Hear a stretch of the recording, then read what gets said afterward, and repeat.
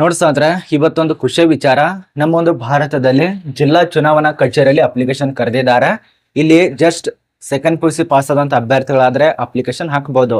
ಮತ್ತೆ ಇನ್ನೊಂದು ಖುಷಿ ವಿಚಾರ ಏನಪ್ಪಾ ಅಂದ್ರೆ ಯಾವುದೇ ಪರೀಕ್ಷೆ ಇರೋದಿಲ್ಲ ನಿಮಗೆ, ನೇರವಾಗಿ ಸಂದರ್ಶನ ಅಷ್ಟೇ ಇರತ್ತೆ. ಆದ ನಂತರ ನೀವೇನ್ ಪ್ರೊಸೆಸಿಂಗ್ ಇರ್ತಾವಲ್ಲ, ಮೆರಿಟ್ ಪಟ್ಟಿ ಆಗ್ಬಹುದು ಅಥವಾ ನಿಮ್ಮ ಒಂದು ಡಾಕ್ಯುಮೆಂಟ್ಸ್ ಪರಿಶೀಲನೆ ಆಗ್ಬಹುದು, ಇದೆಲ್ಲ ನೇಮಕಾತಿ ಮುಖಾಂತರ ಆಯ್ಕೆ ಇರತ್ತೆ. ಪರೀಕ್ಷೆ ಬಗ್ಗೆ ಯಾವುದೇ ರೀತಿಯ ವಿವರಣೆ ಕೊಟ್ಟಿಲ್ಲ. ಇದ್ರ ಬಗ್ಗೆನೇ ಚರ್ಚೆ ಮಾಡೋಣ. ಯಾವ ಪೋಸ್ಟ್ಗೆ ಅಪ್ಲಿಕೇಶನ್ ಕರೆದಿದ್ದಾರೆ ಅಂತ ಹೇಳಿ ಇಲ್ಲಿ ಸ್ಪಷ್ಟನೆ ಇದೆ ನೋಡಿ. ಡೇಟಾ ಎಂಟ್ರಿ ಆಪರೇಟರ್ ಹುದ್ದೆಗಳಿಗೆ ನೇಮಕಾತಿ ಆಗ್ತಾ ಇದೆ, ಅದು ಕೂಡ ಜಿಲ್ಲಾ ಚುನಾವಣಾ ಕಚೇರಿಗಳಲ್ಲಿ.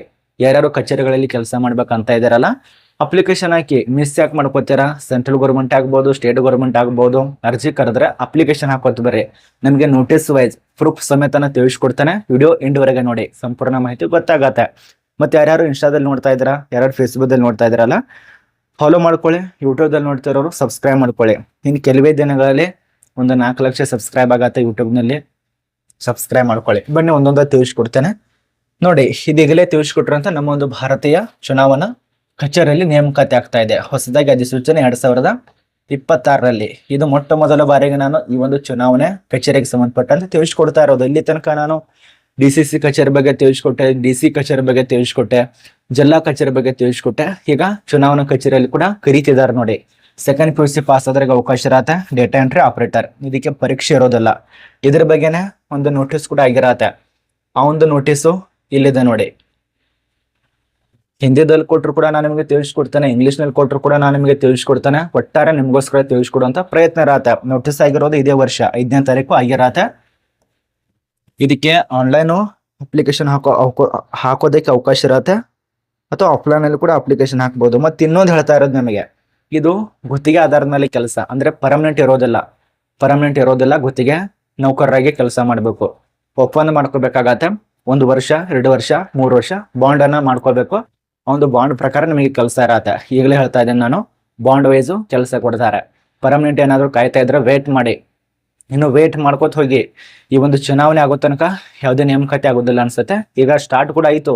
2026 ಸ್ಟಾರ್ಟ್ ಆಯ್ತು. 2020 ಮುಗಿದ ಹೋಯ್ತು. ಇವತ್ತು ಮಾಡ್ತೀವಿ, ನಾಳೆ ಮಾಡ್ತೀವಿ ಅಂತ ಸುಳ್ಳು ಹೇಳ್ತಾ ಇಲ್ಲಿ ತನಕ ತಂದಿಟ್ರು. ನಮ್ಮ ಒಂದು ಕರ್ನಾಟಕ ಗೃಹ ಸಚಿವರು 2-3 ದಿನದಲ್ಲಿ ಪೊಲೀಸ್ ಇಲಾಖೆಯಲ್ಲಿ ಕರ್ತಾನೆ ಅಂತ ಹೇಳಿದ್ರು. ಅದ ನಂತರ 1 ವಾರ ಹೇಳಿದ್ರು. ಈಗ 2026 ಸ್ಟಾರ್ಟ್ ಆಯ್ತು. ಇಂಥ ಒಂದು ಅಧಿಕಾರನ ಆಯ್ಕೆ ಮಾಡಿ ಕಳಿಸಿದ್ರೆ, ಏನಾದ್ರು ಅವ್ರ ವಿರುದ್ಧ ಮಾತಾಡಕ್ ಹೋದ್ರೆ ಅವ್ರ ಮೇಲೆ ಕೇಸ್ ಹಾಕ್ತಾರೆ. ಇಲ್ಲ ಅಂದ್ರೆ ಅವ್ರನ್ನ ಹೆಂಗಾದ್ರೆ ಮಾಡು, ಏನಾದ್ರು ಅವ್ರ ತರಫಿ ಮಾತಾಡಬಾರ್ದು. ಇಲ್ಲ ಅಂದ್ರೆ ಬೇಗ ಅವ್ರನ್ನ ಮಣ್ಣು ಮುಚ್ಚುವಂತ ಕೆಲಸ ಆಗತ್ತೆ. ಆದ ಕಾರಣ ನಾನು ಕೂಡ ತುಂಬಾ ಮಾತಾಡ್ತಿದ್ದೆ, ಬಟ್ ಬಿಟ್ಟಿದ್ದೀನಿ ಈಗ. ಯಾಕಂದ್ರೆ ನಿಮ್ಗೆ ಗೊತ್ತಿರ್ಬೋದು, ತುಂಬಾ ನೋಟಿಸ್ಗಳು ಅದು ಇದು ಬರ್ತಾನೆ ಬರತ್ತೆ. ಆದ ಕಾರಣ ಇಲ್ಲಿ ಸತ್ಯಕ್ಕೆ ಜಯ ಇಲ್ಲ ನೋಡಿ. ಇದರಲ್ಲಿ ಯಾರು ಅಪ್ಲಿಕೇಶನ್ ಹಾಕ್ತಾ ಇದ್ರಲ್ಲ, ಅಪ್ಲಿಕೇಶನ್ ಹಾಕಿ ಅರ್ಜಿ ಸಲ್ಲಿಸೋದಕ್ಕೆ 16 ಜನವರಿ 2026 ತನಕ ಮಾತ್ರ ಅವಕಾಶ. ನಿಮಗೆ ಬೇಸಿಕ್ ಆಗಿ ತಿಳಿಸ್ಕೊಡ್ತೇನೆ, 2-3 ನಿಮಿಷದಲ್ಲಿ ಕ್ಲೋಸ್ ಮಾಡ್ತೇನೆ ನೋಡಿ. ಅರ್ಹತೆಗಳು ಸೆಕೆಂಡ್ PUC ಅವಕಾಶ.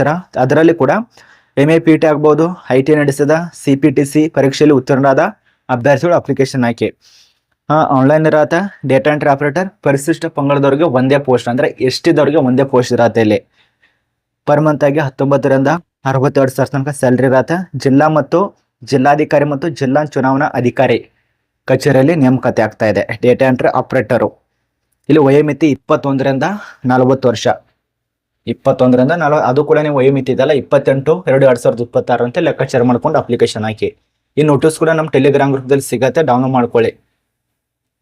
ಆನ್ಲೈನ್ ಅಲ್ಲಿ ಅವಕಾಶ ಇರುತ್ತೆ, ಅಪ್ಲಿಕೇಶನ್ ಹಾಕಿ. ಅಥವಾ ಆಫ್ಲೈನ್ ಇರ್ತಂದ್ರೆ ಕೂಡ ಇದು ಡೌನ್ಲೋಡ್ ಮಾಡ್ಕೊಂಡು ಅಪ್ಲಿಕೇಶನ್ ಹಾಕಿ. 5/1/2026 ಸ್ಟಾರ್ಟ್ ಇದೆ. 16ನೇ ತಾರೀಕು ತನಕ ಅವಕಾಶ. ಮತ್ತೆ ನೀವು ಒಪ್ಪಂದ ಮಾಡ್ಕೋಬೇಕಾಗತ್ತೆ. ಇಷ್ಟೇ ದಿನ ಕೆಲಸ ಮಾಡಬೇಕು, ಅಷ್ಟೇ ತಾರೀಕು ತನಕ ಕೆಲಸ ಮಾಡ್ಬೇಕು ಅಂತೇಳಿ ಒಂದು ಫಾರ್ಮ್ ಅನ್ನ ಸಬ್ಮಿಟ್ ಮಾಡಬೇಕು. ಆ ಒಂದು ಫಾರ್ಮ್ ಸಬ್ಮಿಟ್ ಮಾಡೋದು 28/2/2026 ತನಕ ಸಬ್ಮಿಟ್ ಮಾಡ್ಬೇಕಾಗತ್ತೆ. ಅಂದ್ರೆ ಒಂದು ಬಾರ್ಡ್ ಮುನ್ಸ್ಬೇಕು. ಆ ರೀತಿಯಾಗಿ ಅರ್ಹತೆಗಳು, ನೀವು ಭಾರತದ ಅಭ್ಯರ್ಥಿ ಆಗಿರ್ಬೇಕು, ಶೈಕ್ಷಣಿಕ ಅರ್ಹತೆ ಎಲ್ಲ ಹೊಂದಿರಬೇಕಾಗತ್ತೆ, ಮೂಲ ನಿವಾಸ ಹೊಂದಿರಬೇಕು, ಮೀಸಲಾತಿಯಲ್ಲಿ ಕೂಡ ಇರಬೇಕಾಗತ್ತೆ. ಅದೆಲ್ಲ ಕೊಟ್ಟಿದ್ದಾರೆ. ಇಷ್ಟೇ ಇದ್ರ ಬಗ್ಗೆ ಮಾಹಿತಿ ನೋಡಿ. ತುಂಬಾ ಜನ ಕೇಳ್ಬೋದು, ಇದ್ಯಾಕೆ ತಿಳಿಸ್ಕೊಟ್ಟಿದಾರ, ನಮ್ಗೆ ಯೂಸ್ ಇಲ್ಲ ಅಂತ ಹೇಳಿ. ನೋಡಿ, ಬೇರೆದವ್ರು ಕೂಡ ಅಪ್ಲಿಕೇಶನ್ ಹಾಕ್ತಾ ಇರ್ತಾರೆ. ನೀವೇನಾದ್ರೂ ಅಪ್ಲಿಕೇಶನ್ ಹಾಕ್ಲಿಲ್ಲ ಅಂದ್ರೆ ಬೇರೆದವ್ರು ಕೂಡ ಯೂಸ್ ಆಗತ್ತೆ. ನನ್ನ ಕರ್ತವ್ಯ ಏನು, ಪ್ರತಿಯೊಂದು ನೇಮಕಾತಿ ಸೆಂಟ್ರಲ್ ಗೌರ್ಮೆಂಟ್, ಸ್ಟೇಟ್ ಗೌರ್ಮೆಂಟ್ ಎರಡೂ ಕೂಡ ನಾನು ನಿಮಗೆ ತಿಳಿಸ್ಕೊಡ್ತಾ ಇರ್ತೇನೆ. ಯಾಕಂದ್ರೆ ನಿಮಗೆ ಇಷ್ಟ ಆಗಲ್ಲಂತ ಜಾಬು ಬೇರೆದವ್ರಿಗೆ ಇಷ್ಟ ಆಗ್ತಾ ಇರತ್ತೆ. ಈಗ ಬಟ್ಟೆ ಅರ್ಬಿಯಲ್ಲಿ ನಿಮಗೆ ಇಷ್ಟ ಆಗದಂತ ಬಟ್ಟೆ ಎಸೆದು ಹೋಗಿರ್ತೀರ ಚೆನ್ನಾಗಿಲ್ಲ ಅಂತ ಹೇಳಿ, ಅದೇ ಬಟ್ಟೆ ಬೇರೆದವ್ರಿಗೆ ಇಷ್ಟ ಆಗತ್ತೆ. ಹಂಗೇನೆ ಬೇರೆದವ್ರು ಕೂಡ ಇಷ್ಟ ಆಗ್ತಾ ಇರತ್ತೆ. ಆದ ಕಾರಣ ನಿಮಗೋಸ್ಕರ ಇಲ್ಲ ಅಂದ್ರೂ ಕೂಡ ಬೇರೆದವ್ರು ಸರ್ ವಿಡಿಯೋ ಮಾಡಿ ತಿಳಿಸ್ಕೊಡ್ಬೇಕು. ತುಂಬಾ ಜನ ಕಮೆಂಟ್ ಮಾಡ್ಬೋದು, ನೋಡಿ ನಿಮ್ ಇಷ್ಟ, ಕಮೆಂಟ್ ಮಾಡಂಗ್ ಮಾಡಿ, ನಮ್ಮ ಕರ್ತವ್ಯ ಕೊಟ್ಟಂಗ್ ಕೊಡ್ತೇವೆ. ಮತ್ತೆ ಎಷ್ಟು ನಿಮ್ಮ ತಲೆಯಲ್ಲಿ ಏನ್ ಬೇಕಿದಲ್ಲ ಅದೆಲ್ಲ ಕಮೆಂಟ್ ಬಾಕ್ಸ್ ನಲ್ಲಿ ತುಂಬಿ ನಾನು ಕೂಡ ಓದ್ತೇನೆ. ಕರ್ನಾಟಕದಲ್ಲಿ ಕನ್ನಡಿಗರಿಗೆ ಎಷ್ಟು ಯಾವ ರೀತಿಯಾಗಿ ಚೆನ್ನಾಗಿ ಸನ್ಮಾನ ಮಾಡ್ತಾರೆ, ಹೆಂಗೆಲ್ಲ ಬೆಳೆಸ್ತಾರೆ ಅಂತ ಗೊತ್ತಾಗತ್ತೆ ನನಗೂ ಕೂಡ. ನೋಡಿ ನಿಮ್ಗೋಸ್ಕರ ತಿಳಿಸ್ಕೊಡ್ತಾರೆ, ನನಗೋಸ್ಕರ ಅಲ್ಲ, ನಿಮ್ಗೋಸ್ಕರನ ವಿಡಿಯೋ ಮಾಡಿ ತಿಳಿಸ್ಕೊಡ್ತಾ ಇರೋದು. ಯಾಕಪ್ಪ ಅಂದ್ರೆ ನಿಮ್ಗೆ ಜಾಬ್ ಸಿಕ್ಕರೆ ಒಂದು ಖುಷಿ, ಒಂದು ಹೆಮ್ಮೆ. ಯಾಕಂದ್ರೆ ನಮ್ಮಿಂದ ಸ್ವಲ್ಪ ಹೇಳೋಣ ಜಾಬ್ ಸಿಕ್ತಲ್ಲ ಅಂತೇಳಿ ಒಂದು ಖುಷಿ. ಆದ ಕಾರಣ ಮತ್ತೆ ಎಲ್ಲಿಂದ ಇನ್ಫಾರ್ಮೇಶನ್ ತಗೋತಾರ, ದಿನನಿತ್ಯವಾಗಿ ಎಲ್ಲಾ ಗ್ರೂಪ್ ಅನ್ನು ಚೆಕ್ ಮಾಡಬೇಕು, ಎಲ್ಲಾ ನೋಟಿಸ್ ಅನ್ನು ಚೆಕ್ ಮಾಡಬೇಕು, ಪ್ರತಿಯೊಂದು ಮಾಹಿತಿಯನ್ನು ತಿಳ್ಕೊಬೇಕು. ಅಂದ್ರೆ ನಿಮ್ಗೆ ಸಿಗತ್ತೆ.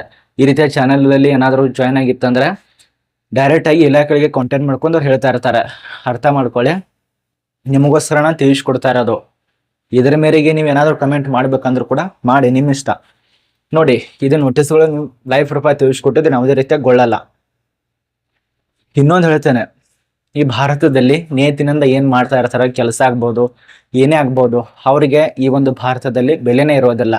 ಏನ್ ಎರಡು ಒಂದೊಂದು ನಂಬರ್ ಕೆಲಸ ಮಾಡ್ತಾ ಇರ್ತಾರಲ್ಲ ಅಂತವ್ರಿಗಂತೂ ಮುಗ್ದ ಹೋಯ್ತು. ಜಾಸ್ತಿ ಜನ ಅವನನ್ನೇ ನಂಬ್ತಿರ್ತಾರೆ, ಅವನಿಂದ ಹೋಗ್ತಿರ್ತಾರೆ. ಅವನನ್ನ ಸನ್ಮಾನ ಮಾಡೋದೇನೋ, ಪುರಸ್ಕಾರ ಕೊಡೋದೇನೋ ಈಗ ಪ್ರಸ್ತುತ ಭಾರತದಲ್ಲಿ ಕೂಡ ಅದೇ ಆಗ್ತಾ ಇದೆ.